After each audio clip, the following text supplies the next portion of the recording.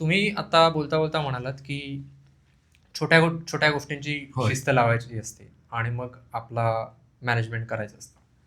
त्या छोट्या छोट्याच गोष्टींची वरनं एक प्रश्न सुचतो अडचणीचा जरा, की पूर्वी कसं होतं, ATM मध्ये जाऊन पैसे काढावे लागायचे. बरोबर. महिन्यातनं तीनदाच फुकटात काढता यायचे. नंतर मग ₹20 चार्ज किंवा काही ठिकाणी 5 वेळा.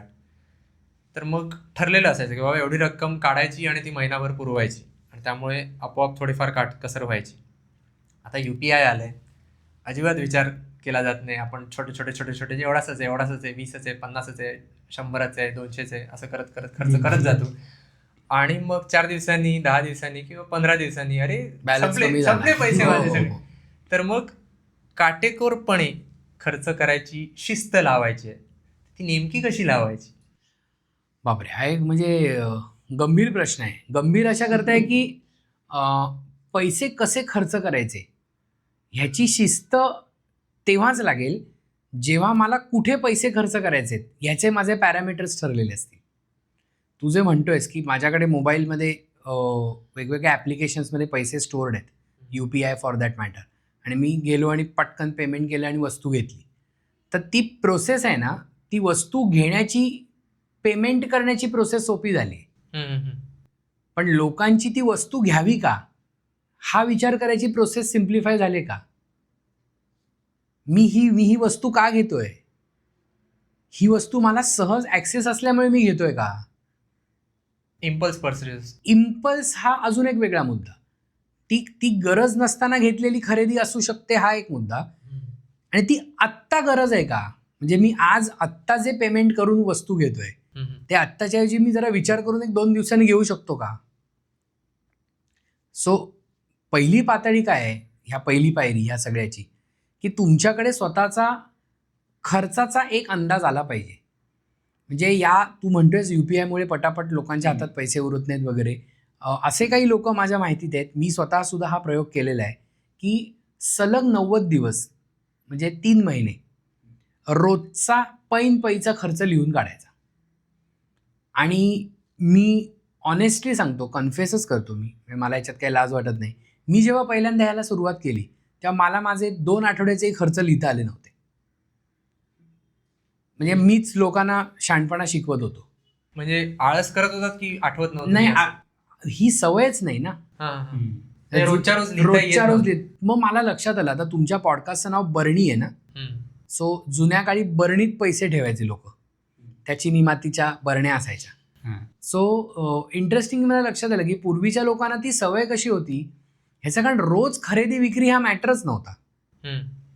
माझ्या एका मित्रांनी मला एक गंमत सांगितली की तो शिक्षणासाठी मुंबईत आला आणि तो महाराष्ट्राच्या ग्रामीण भागातून मुंबईत आला होता.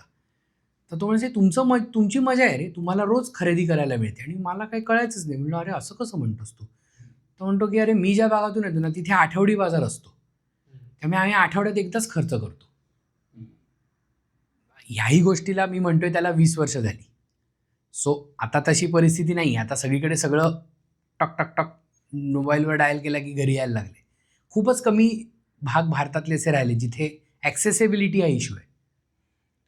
त्याच्यामुळे मला पैसे खर्च करायची सोय आहे, मला पैसे खर्च करायचं स्वातंत्र्य आहे.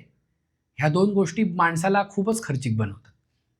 तर इन्सेंटिव्ह मिळतं, इन्सेंटिव्ह मिळतो. मग मी लक्षात घेतलं की जुन्या काळी गृहिणी ज्या होत्या त्या त्यांच्या वहीमध्ये लिहून ठेवायच्या. कालनिर्णयवर लिहून ठेव. कालनिर्णयाचं डिझाईन तुम्ही बघितलं असेल तर त्याच्यात उजव्या बाजूला एक अशी डेडिकेटेड पट्टी असते आणि त्याच्यामध्ये अशा 1, 2, 3, 4 असे दिवसाची जागा असते. ते कशासाठी आहे? ते तिथे लोक त्या दिवशीचा काही वेगळा खर्च म्हणजे सिलेंडर बुक करणे किंवा काय इन्शुरन्सचा हफ्ता वगैरे असं लिहून ठेवतात. सो ते प्लॅन्ड होते ना. मी आज आपण ज्याला नोटवर सेव्ह करूया, कीप नावाचं ॲप आहे, ते हे सगळं आपल्याकडे आहे. मग आपण का नाही याच्यात पडत पुढे? ह्याचं कारण आपल्याला स्वतःला शिस्त लावायचीच नाही आहे. सो ही एक पैशाची गमतीशीर बाब बघ, की मला जर शिस्त लागली पैशाची तर मग मला खर्च करायला नाही जमणार. कारण एकदा आपल्याला शिस्त लागली की आपणच आपल्याला फसवत नाही. सो ही पहिली पायरी आहे. म्हणजे ज्या तरुण लोकांना असं वाटतं की आपल्याकडे पैसा टिकावा त्यांनी काय केलं पाहिजे, तर त्यांनी हे ॲक्सेप्ट केलं पाहिजे की माझा पैसा हा कसा खर्च करायचा याचा निर्णय मी माझ्या जबाबदारीवर घेतला पाहिजे आणि त्याच्यासाठी मी स्वतःला एक शिस्तबद्ध आयुष्यामध्ये बांधून घेतलं पाहिजे. म्हणजे असं बेफिकीर जगा, बेधुंद जगा वगैरे म्हणणं खूप छान आहे, पण तुम्ही एकदा शिस्तशीर जगायला लागलात की तुम्हाला लक्षात येतं की ते अजून छान जगता येतं. हा विचार आहे त्यामागे माझा, मी जे म्हणतोय ते. बरोबर. मग तू म्हणतोस त्याप्रमाणे 3 महिन्याचे खर्च लिहून काढ. मी ते मागे केलं हा, होतं एकदा. हा. आजच खर्च लिहिले आधीच्या 3 महिन्याचे. मग कळलं की अरे माझ्या खाण्यावरती खूप खर्च होतोय. बघ, तर ते आधी कळत नव्हतं की मग. या गोष्टीवरती खर्च होतोय. अर्थशास्त्राची फिलॉसॉफिकल बाजू जशी आहे तशी एक सायकोलॉजिकल बाजू आहे. फिलॉसॉफिकल कळणं कठीण आहे, सायकोलॉजिकल कळून ते पचवणं खूप कठीण आहे. हे माझ्याकडे आहेत पैसे आणि मी केले खर्च आणि मस्तपैकी एक जाऊन झकासपैकी बर्गर आणि फ्राईज आणि एक कॉम्बो घेतला, हँड्स फ्री घातले आणि छानपैकी असं कुठेतरी कॅफेत खात बसलो, काय भारी वाटतं. एक लक्षात घ्या, म्हणजे यंग लोकांसाठी मुद्दाम पैसा खर्च करणं ही एक आनंद देणारी गोष्ट आहे, अनलेस अँड अंटिल तुम्ही मेडिकल स्टोअरवर जात नसाल.